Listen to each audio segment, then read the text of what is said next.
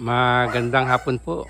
Narito po ako ngayon sa bayan ng Mauban, Barangay Balay-Balay, sa farm ng aking kaibigan na si Ray. Ito po, may mga tanim po siyang kakao. Yan po ang kakao. Yan. May mga saging din po siya. May mga buko rin po ang kanyang farm.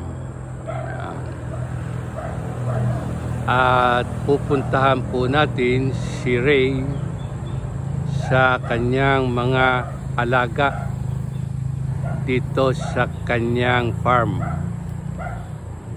Yan po. Papasok po tayo sa kanya.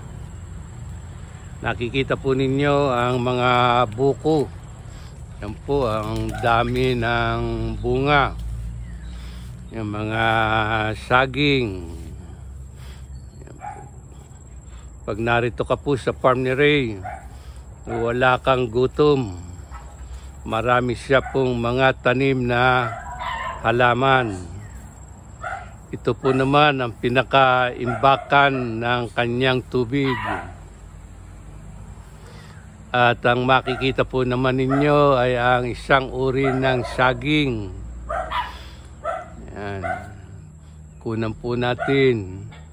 Yan po ang butuhan na saging. Ayan po, meron pa rin po siya na wildflower dito sa kanyang farm. May mga puno rin po ng papaya. Yan po, buko pa rin po. Yan po ang puno ng papaya. Yan. At ang naririnig po ninyo na kumakahol ay ang kanyang mga bodyguard dito sa kanyang farm. Yan po ang isa sa kanyang bodyguard. Ang kanyang Labrador Black. Yan po. Yan. Hi, Labrador. Yan. Yan po, si Whitey. Yan. Yan po. Yan. At ang kanya pong inahin. Yan po ang kanyang inahin. Napakalaki ng kanyang inahin na baboy. At nariyan pa rin po ang isa niyang inahin. Tagpi-tagpian po. At ang inahin po na nakikita ninyo ay kahihiwalay pa ng kanyang mga biik na kung tawagin po namin dito ay mga bulaw. Yan po, ito po ang farm, mga alagaan ni Ray. Hi, doggy! Hi, doggy!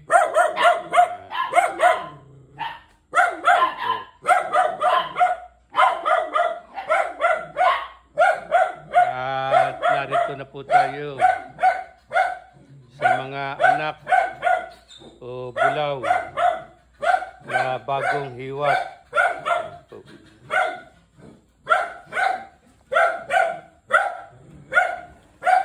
Iniilawan po yan pag ganitong nasapit na ang dapit hapon. Kapapakain pa po ni Ray at paglalagay ng mga inumin para sa proteksyon ng mga bulaw. Yan po ang mga bulaw. Hindi pa natin ba mapapagalaw, Ray? Yan.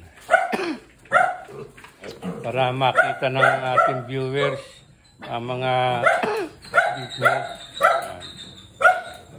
At bukod pa po sa may mga bulaw o baboy na alaga si Ray, ay na ito po ang ating kaibigan na si Mihihi, ang kanyang kambing. Yan. Yan. Ito po ang farm ni Ray dito sa Barangay Balay-Balay, Bayan ng Mauban, Quezon. At balik po tayo kay Ray, sa aking kaibigan na si Ray. Yan. Hawak po niya yung kanyang... Okay, Ray, magandang hapon sa iyo. Yan po si Ray, ang may-ari ng farm na ito. Ano yung hawak mo, Ray? Antibiotic. Kasi lumambot ang dumi. Ngayon, ang hawak niya ay isang antibiotic. Lalagyan niya na para sa proteksyon ng kanyang mga alagang bagong hiwat na bulaw. Ayan po, kumalat na yung mga alaga niyang mga bulaw. Yan. Ilan lahat yan, Ray, yung mga alaga mo na yan? Siyam. Siyam daw po. Mga ilang buwan pa yan bago mapakinabangan yan? 4 na buwan. 4 na buwan daw po bago mapakinabangan. May nasabi ka sa akin, Ray. Ano ang balak mo sa mga bulaw na yan? Yan ay... Palalakihin mo. Palalakihin yan. After 4 months, bibenta. Tapos ay ipapagpa-repair ulit itong banlat. After 4 months, pwede nang benta. Yan po ang ilaw. Iniilawan po. At yung mapapagbintahan, Ray, ano? Ipapagpa-repair ulit itong banlat.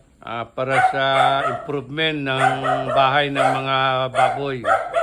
Yan po, nakikita natin si Ray, ang masipag na aking kaibigan. Ray, salamat sa hapong ito, Ray. Salamat. Sana makagawa rin ako ng mga katulad niyang mga pag-aalaga mo. Pag hindi siyang masipag, hindi makakapag-alaga ng mga bulaw.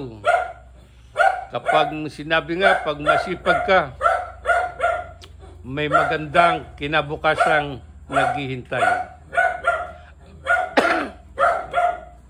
At yan po ang mga bulaw na nakikita ninyo sa farm ng aking kaibigang si Ray.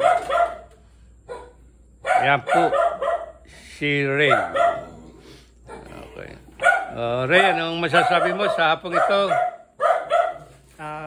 Good luck sa iyong pagbablog. Sana'y dumami ang iyong followers. Salamat Ray. At good luck din sa iyong pag-aalaga ng mga baboy mo, mga alagang baboy. Salamat po sa hapong ito.